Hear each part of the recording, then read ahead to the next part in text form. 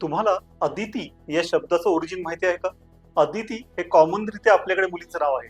अगदी आपल्याकडे राजकारणी अदिती तटकरे आहेत किंवा अदितीराव हैदरी हे मॉडेल आहे.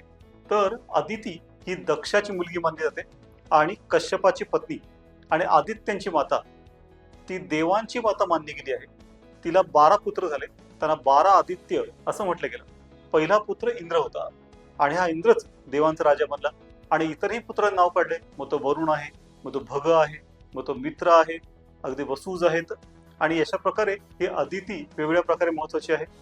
तिला कधी कधी गाय रूपातही बघितलं जातं, की गाय जशी अन्नदा, वरदा आणि सुखदा आहे तशी तीही आहे. जसे हे वैदिक देव कुठल्या ना कुठल्या नैसर्गिक फिनॉमिनाशी जोडले गेले आहेत, तशी ही अदिती ही कॉस्मिक क्रिएटर आहे. म्हणजे काय, तर ब्रह्मांड जो आहे त्याला व्यापून उरलेली आहे असं मानलं गेलेलं आहे. थोडक्यात एक प्रकारे तिच्यापासून सगळी निर्मिती झाली असंही मानलं गेलं आहे. असं खूप वेगळ्या प्रकारे आपल्याला या अदितीचं महत्व दिसून येतं. अदिती ची बहीण म्हणजे दिती, ही जी अदिती आहे ही न बांधली गेलेली आहे. दिती म्हणजे बांधले जाणे, अदिती मुक्त असणे. तर दिती मात्र दैत्यांची माता मानली जाते आणि अशा प्रकारे देव आणि दैत्य हे एकमेकांचे बंधूच आहेत, नाही का?